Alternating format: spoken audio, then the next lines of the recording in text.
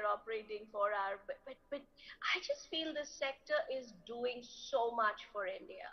So, over to you as you talk about what you think are the opportunities out there. It'll be great if you can also talk a little bit about why India, it's not just why you care for India, but why India cares for this sector so much.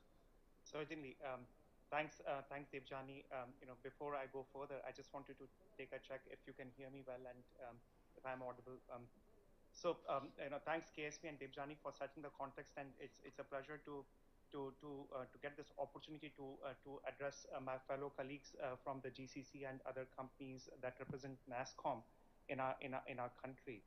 Going to the topic about captive. I mean, it's such a red flag that comes to my mind every time I hear that word, and that word is sometimes not just mentioned here, but also by many visitors who come to our country, and it has a very like deeply rooted colonial lineage, and the more we move away and establish our global competency centers with a sense of identity and a sense of purpose to what our collective talent is contributing to the success of the organization, the more equitable environment we will be able to provide to many, many individuals and thousands or hundreds of thousands of our countrymen who are contributing towards the strategic imperatives, as you called out, Devjani, for the organizations.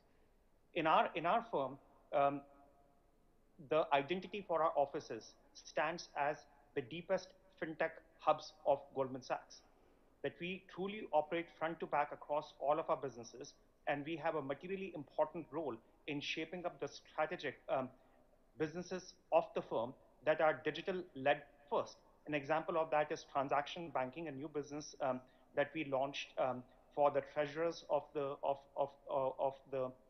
world, and providing the corporates first class treasury services operations with a digital led interface first.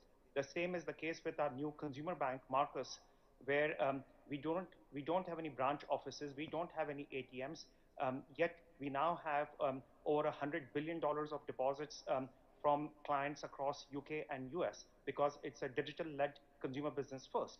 A significant portion of the product managers, a significant portion of the risk managers, the engineers, the people who are defining the business are anchored out of our offices both in Bangalore and in Hyderabad. But to your point about what is it that we contribute to India, and in many ways, the framing of the opportunity statement for our country in the macro of what the world is pivoting to in the next decade or so. Um, I took the liberty of putting a few slides to share with my fellow colleagues on what is the framing of that opportunity across the different sectors. Casey, if you don't mind just putting it up on the screen there.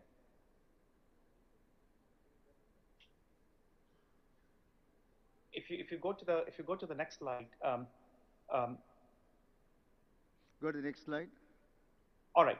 Uh, because so much of the work that we collectively do, and Nasscom, led by Devjani and our colleagues in KSV and others, is so much around digital and around internet. I think it's important for us to understand what is the growth that has happened in the context of internet-led economy, the adoption of internet, the consumption as well as the production of data that is coming in. And the reason why I want to say so is because that is a generational opportunity for our country. But how we keep our people, our companies, our business processes, and our mother companies secured in this widely distributed infrastructure and internet is going to be critical for the future success. So today we have about 2.7 billion people in Asia that are online, and we make up about 53% of the global internet population. In India, we have about 650 million people. That will grow to about 900 million people by 2025. And while we are generating about 79 trillion GB of data, it's only going to have a nonlinear parabolic curve as we go across in creating data in the next few years. If you move to the next slide, I think that next slide, just indulge with me. On the left hand side is the positioning of the biggest economies in the world tied to their GDP. So India today is about $3.6 trillion GDP, and we are pegged to go to about 6.8, 6.9 trillion GDP in 2031. This is based on Goldman's internal research. We will, at that time, become the third largest economy in the world and becoming a greater than $10 trillion economy by 2036. A significant portion on the contribution of that economy is going to come from businesses that will be disrupted via technology, not alone via big techs or not alone via deep tech companies, but every sector that we can put our hands around that has the opportunity to disrupt and to provide services and products to a country with a large demographic like ours.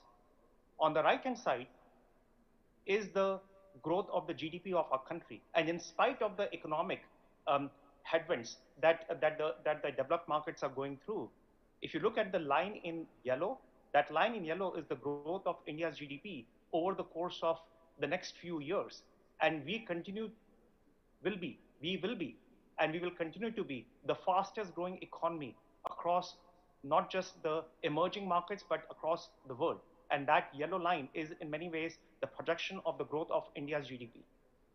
If you go to the next slide,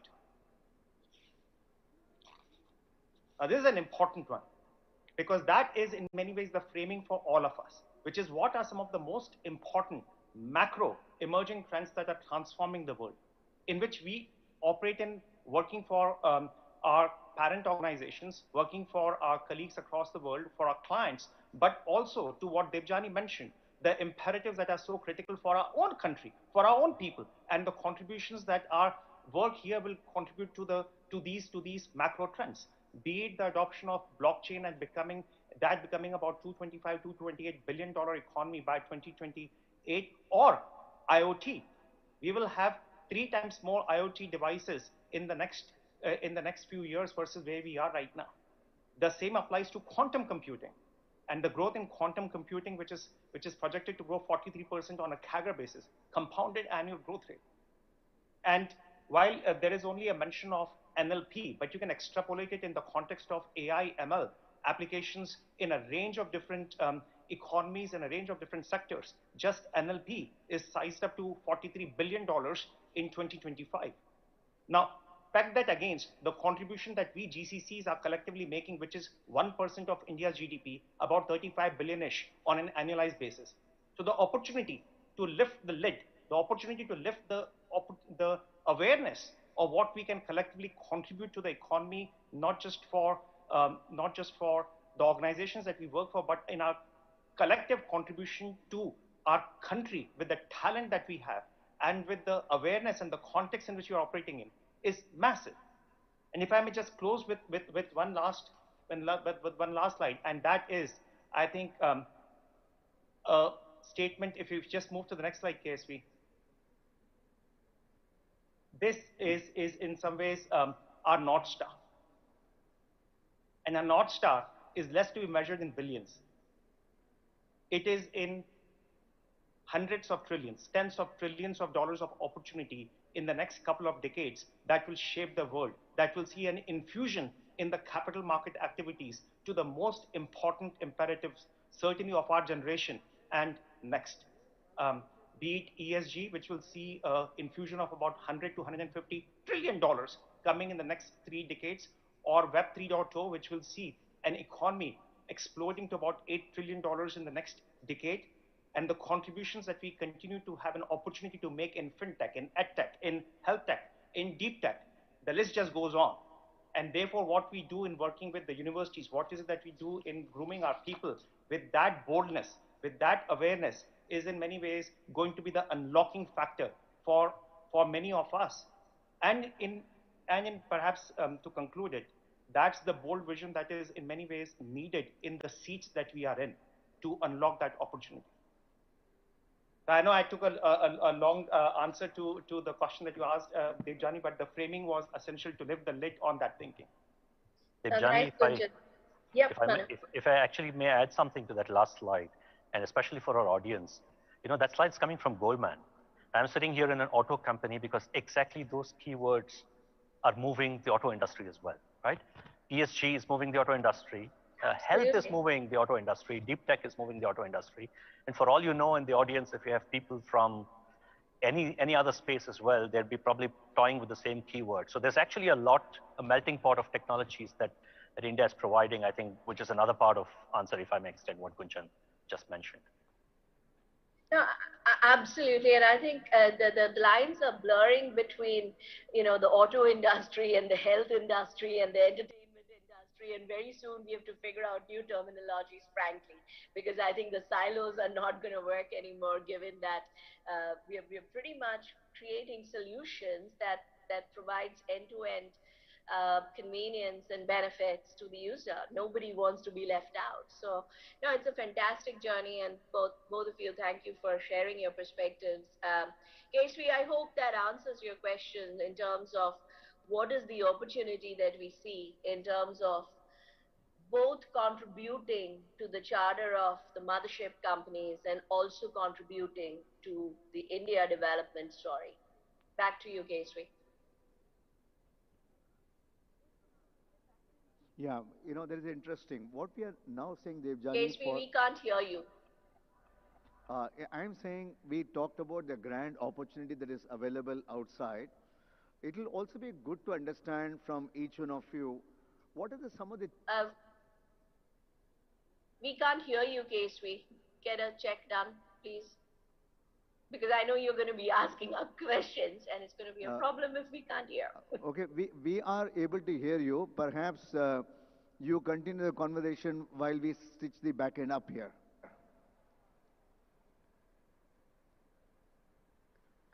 Okay.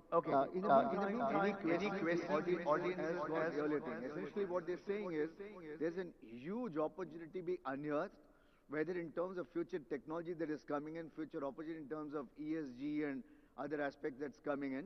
It also requires, we need to scale, I wouldn't say scale down, let go perhaps our behavior, our attitude, our anything that's required to garner the larger opportunities available outside. That's the message we're hearing outside. Let's see if the sound system gets up to try it out. Because I know that KTR is already there, so I just want to make sure we wrap up our conversation in time. So I'll carry forward the discussion with Manu and Gunjan, and I hope you can hear us. Give me a thumbs up if you can hear us. Yeah, Devjani, are you able to hear us now? Devjani, Gunjan. We are attempting the hybrid model for the first time, so give us some time to get it perfected. Okay. Devjani, the second question to ask is, for us to achieve that bigness of thing, what the leaders have put across, what are some of the adjustments, perhaps not incremental, exponential changes that is required at the GCC's end to achieve that goal that we have had? That will be the second theme for you to explore. Yep, thanks, Keshvi.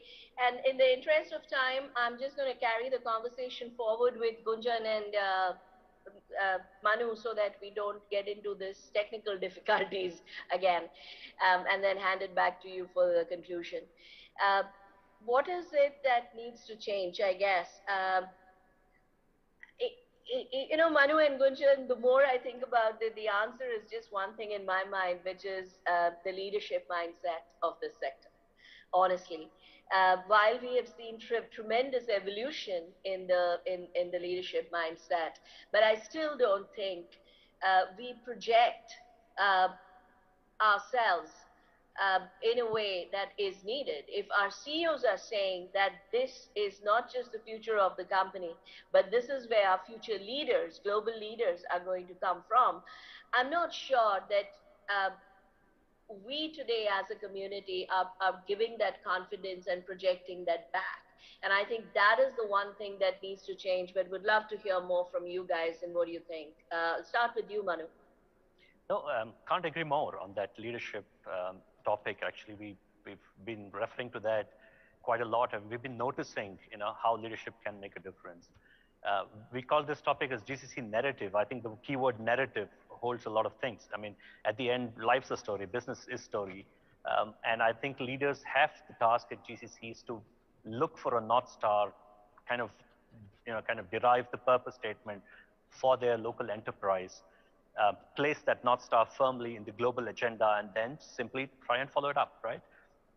During the first part of my response, I said I do meet a lot of people who sadly want to leave the country, right? They've set up a GCC, it's not working.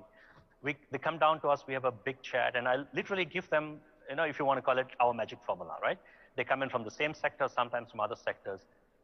Honestly, India has the same thing to offer to all of us. To Gunjan, to me, it's talent, it's the cost advantage, it's this young population, it's the passion, it's the deep technology, all of that. How you put together that story under your roof for your counterpart, for your headquarters, in your work culture, that is making the difference right now to an American company, to a British company, to a German company in this case, or a French story, whatever else that we want to see. And I think that is something that I certainly want as part of Nasscom ER&D, our leaders to actually go back and analyze a little bit. What is their story? What's their North Star? How are they placing it firmly in headquarters? And how are they putting together the equation in India towards that purpose? I think this is going to make a huge difference. This is what we work on constantly, right? I'll keep it short. I'll hand it over to Gunjan because of time.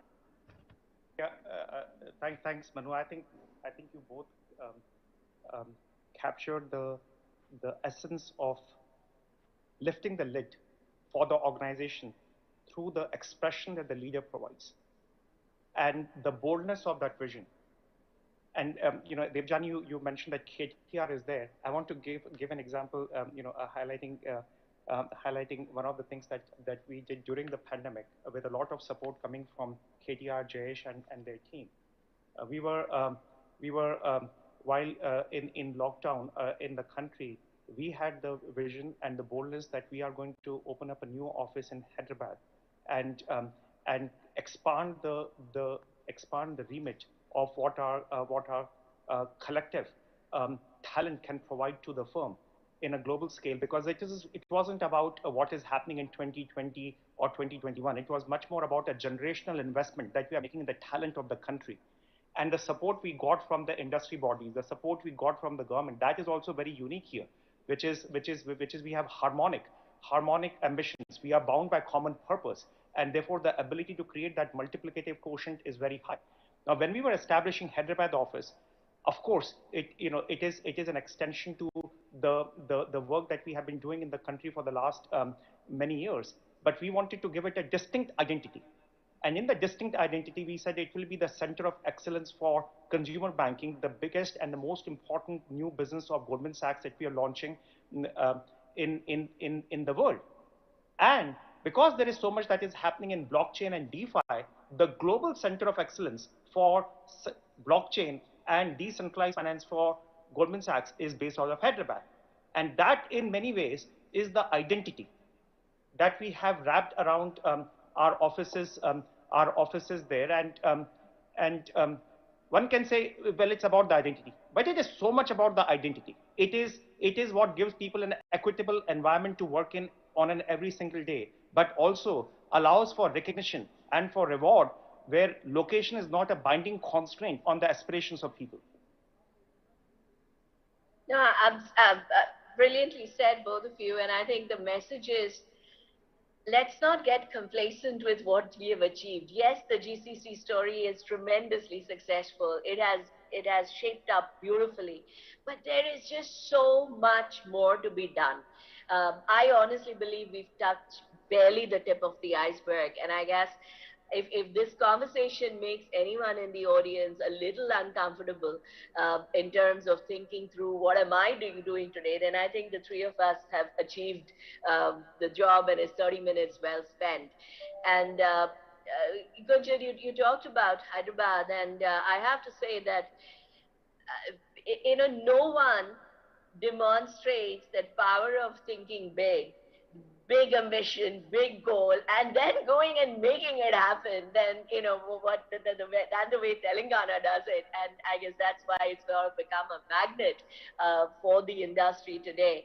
And KTR Garu, all I'll say is maybe one of these days you need to take a one-on-one workshop for the industry and for the leadership team to say, this is how you project global leadership to the world. But fantastic talking to both of you. And once again, to the audience, we strongly believe that the best for the GCC community is ahead of us. It's not what we have done. It's not where we are today. What we have done and where we are today is all good, but there is just so much more to do. And status quo is not going to cut it. We have to rethink our strategies. We have to rethink the role that we play, both for the headquarters as well as for India. And we have to ensure, we have to be very confident about the value that we are creating for both. We cannot undermine that. We cannot undersell that, because when you are creating value, you have to be loud and proud about it. The world is looking at India as not just an excellent hub for talent and innovation, but the world is looking at India as an excellent hub for future global leaders that will shape the charter of the technology industry. And I think we just have to own it. We have to own it, and we have to deliver on it. So thank you, Gunjan. Thank you, Manu, for this conversation. Um, I hope it gives you some food for thought.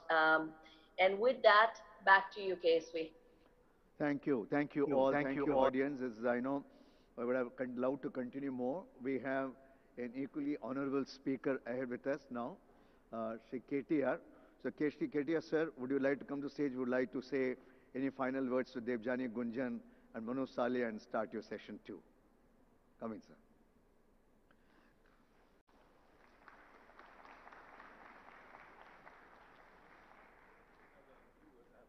Lots of words. I was just telling KSV that I don't have a few words, I have a lot of words. So I think I have a fully loaded speech that I wanted to deliver. Thank you, KSV Garu. Thank you, Debjani. Thank you to the entire team of Nasscom. Thank you, Gunjan, for those kind words. Thank you, Manu. Thanks also to my Principal Secretary, Jayesh Ranjan Garu, and our Honorable MP from Chevilla, Sri Ranjit Reddy Garu. To all the delegates who are participating in this event of Nasscom's GCC Conclave, I welcome you all to Hyderabad. I hope you have a great day of deliberations and a great day of discussions. In the Indian landscape, I think there's more than 1,500 GCCs already, with more than 2,500 plus established centers across multiple metros in India. Out of these 1,500 GCCs, 150 plus have set up operations in 2020 and 2021 during the pandemic, in fact, the last 2 years.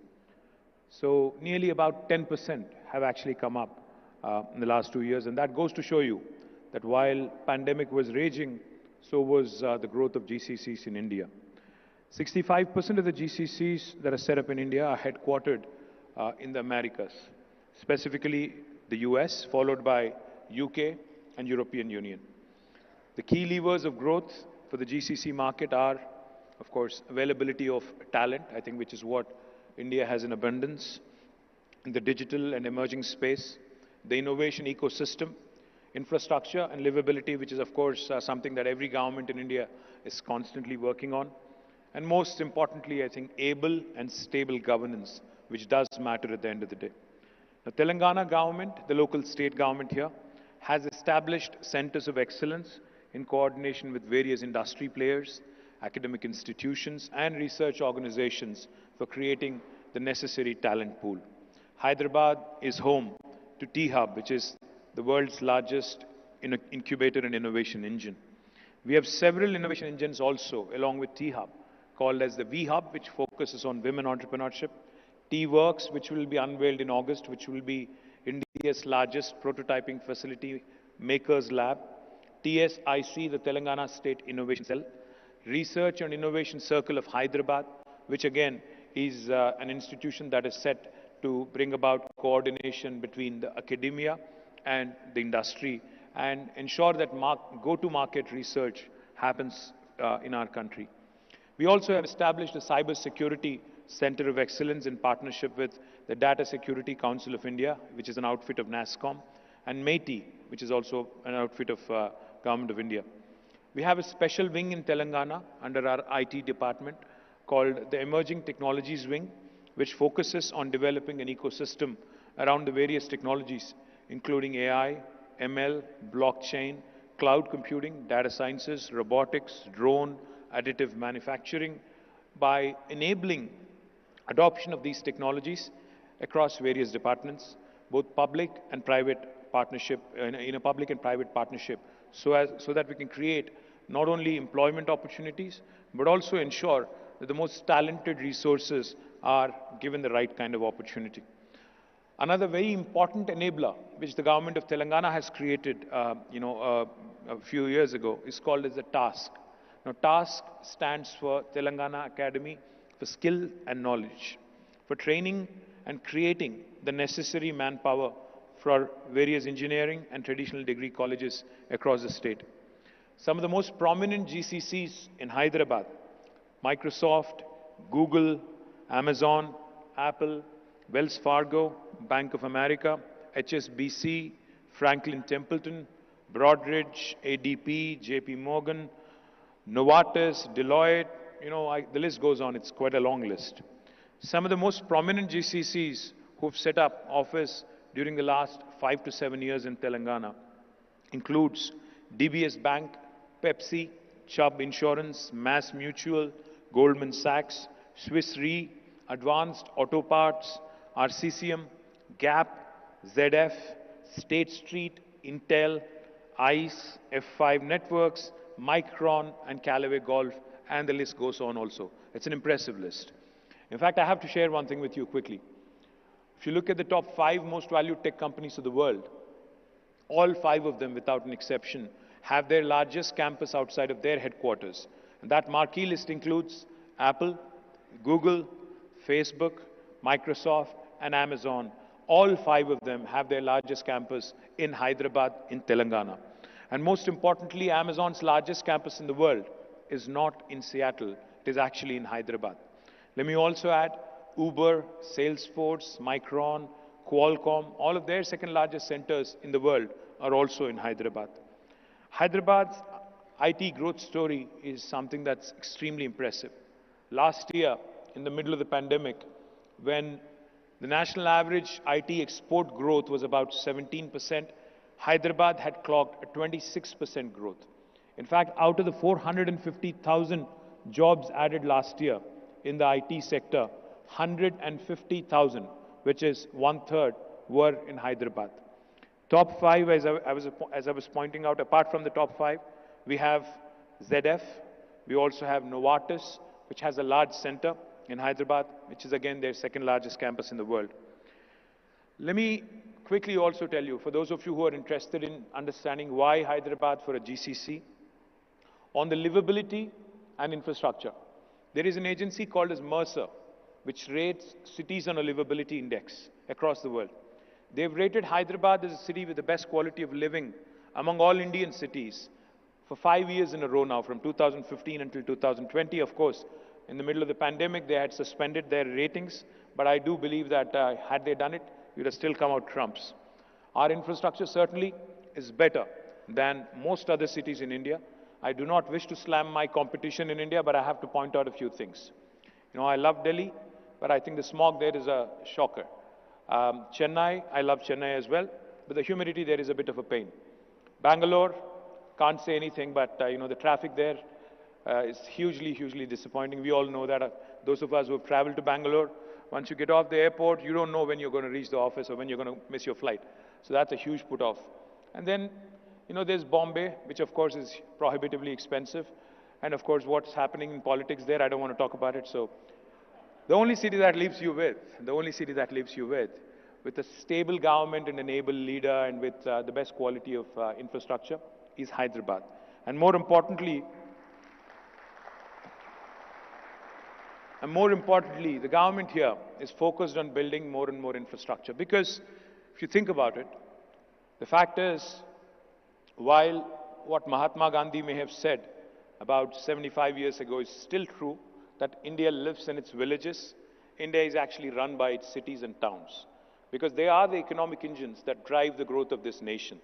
All the statistics that Gunjan was talking about, the third largest economy by 2031 and all that, that GDP and GSDP is actually going to come from our cities and towns, majority of that.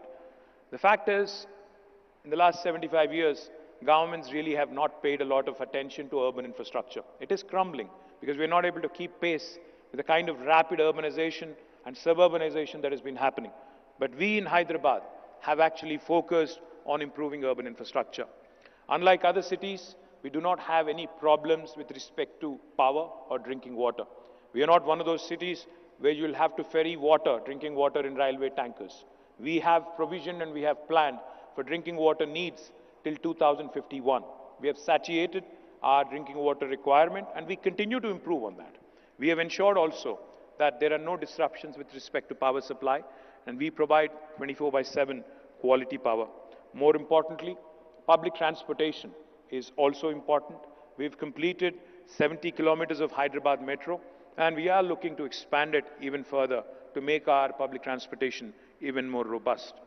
To alleviate the congestion problems in the city, we've built more than 30 flyovers in the last 5 years as part of our strategic road development program, and we continue to add more and more to that. We are adjudged, like I said, as the most livable city, and more importantly, it's not just infrastructure that's important. More important is the talent. The think force of Hyderabad, the think force of my state is something that I'm truly proud of. About 1/3 of the employees working in any IT company in India, including Bangalore, will have roots from my city, from Hyderabad. That's because of the ecosystem, the educational ecosystem we have here. We have more than 250 plus reputed engineering colleges. We have most certainly one of the best business schools in the country. I think the best business school in the country, Indian School of Business. And most employees, in fact, I keep saying this and I can't say it enough. Hyderabad is that place where the north of India meets the south of India. Hyderabad is that place where biology meets technology. Hyderabad is that place where data sciences marries life sciences. Hyderabad is that place where Mangoverse meets Metaverse. So, all in all, we have the ability to attract the best talent from across the country, irrespective of which part of India you are from. Kolkata, Mumbai, Delhi, Kanpur, Jabalpur, you will feel at home in Hyderabad because this is one city. This does not discriminate based on region, religion, language, etc. We are one of those cities which are truly a melting pot and we symbolize and we truly live up to that reputation. We also, in fact, as a government, have been playing a key role in ensuring that we provide the right kind of regulatory framework, right kind of policies for the industry. We released the ICT policy of Government of Telangana in 2016, and the new policy that we released in 2021 will provide you the most important, framework, the most important kind of incentives for you to come and set up shop in Hyderabad in a very hassle-free kind of an environment. Now, why do I say a hassle-free kind of environment? Because in Telangana, our Honorable Chief Minister, Shri KTR, believes in ensuring that any investor who comes to the state is given a clearance in terms of building approvals, in terms of all other clearances as a matter of right. So what we have come out with is TS-IPAS, the Telangana State Industrial Project Approval Self-Certification System. For instance, you wanted to start a factory or a GCC in Hyderabad, you actually don't need a clearance from the government. You can hit the ground running, you can start construction, you can start your enterprise on day one. Simultaneously, we request that you submit an application online. Once we receive all the information, we promise us all clearances by statute in 15 days. If we do not deliver on the 15-day window, on the 16th day, it's a deemed approval again, backed by statute. No other Indian state will actually tell you this. Telangana not only has good policy framework and a good principle when it comes to ease of doing business, we also have a fantastic innovation ecosystem. In fact, the world's largest innovation incubator, T-Hub, has been unveiled on 28th, a day before yesterday, right here in the city of Hyderabad. We not only have T-Hub, like I pointed out, we have a number of other incubators, we have a number of other innovation curating agencies which work together in bringing out a holistic approach towards innovation. We have strong emerging tech wing, like I said, which covers many, many emerging technologies. And like I also mentioned, we work closely with Nasscom, AmCham, HICC, Hyderabad Software Enterprises Association, and we have taken a sectoral approach in fostering a robust ecosystem. The two good examples that I can give: we have a consortium of about 30 BFSI companies, which have together created a fintech forum for creating domain expertise, risk mitigation, and influencing policy making as well. And we are also coming out with a new entity called as the Telangana Mobility Valley. We are working with all the large OEMs, suppliers, technology companies, and global operators across the globe to create the most comprehensive mobility ecosystem in India. We will reveal more details of this, of course, in days to come, in the next week, in fact, on the 6th of July. Hyderabad also has a very unique Cyberabad Security Council, an arrangement between the police department and the IT industry that ensures elements such as security, women's safety, traffic regulations, and cyber security are taken care of in the IT corridor. We are adjudged the safest metro statistically. There are a number of stories, there are a number of anecdotes that I can share with you, that happen in the GCC world, which make Hyderabad a very attractive destination. Uber started with an initial employee estimate of about 500 people for 503 years. But they've crossed 2,000 in half the time, in 1.5 years, and they're still continuing to expand. ZF, a German multinational company in mobility space, was inaugurated in 2017, about 5 years ago, with a target employee count of 1,000 in 5 years. Today, after 5 years, I was there recently at their campus, launching a new office, and their headcount has already crossed 3,000 and it is still expanding. Similarly, DBS, that set up a GCC in 2016 with a projected headcount of 1,000 in 5 years, has already crossed 3,000, and they've opened even their retail presence here in Hyderabad. Micron, a large, memory manufacturer, has set up their engineering and R&D center here in Hyderabad about 5 years ago. Now it has become their second largest campus outside of United States. The one thing I would add, of course, I can name more names, I can tell you more such experiences, but I think the point I would like all of you to urge, all of you to consider, I would urge you to consider, is, you have to see it to believe it.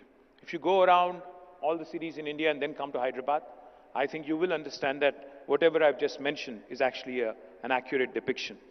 We not only work, we not only look at you as potential investors, but we look at you as partners. In terms of, the reason why I say as we look at you as partners is, if you need any policy advocacy that we have to take up, say with Government of India, in areas that are kind of vague, in areas where the clarity of policy is still not there, we will be happy to work with you, to walk with you, to ensure that more and more support that you require is given also from the government's side. For those of you who are already in Hyderabad, I request you to consider, growing further. For those of you who are not here, we would love to be a part of the growth story. And I will be remiss if I do not add that our biryani is something that people kill for and die for.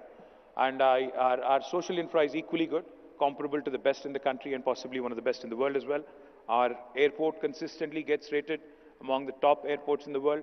And I have to tell you this, and we focus on governance. We are a government that believes that economics should take center stage. Politics should only happen around election time, 6 months. Baki 4.5 saal, economics, economic opportunities पे, employment पे ध्यान देने वाली सरकार, employment opportunities पे गौर करने वाली सरकार, employment opportunities पे focus करने वाली government हिंदुस्तान को चाहिए और तेलंगाना ऐसी government है. So I welcome you all to Hyderabad and I look forward to working closely with many of you if you need a one-on-one conversation. My Principal Secretary is also here. So thank you very much. Jai Hind, Jai Telangana. Sir, I'd like to request you to please stay back on stage. I'd like to request KSV from Nasscom to present a small token of our appreciation to you, sir. Ladies and gentlemen, please give him a big round of applause once again. Shri K.T. Ramarao, Minister for Municipal Administration and Urban Development, Industries and Commerce and Information Technology of Telangana.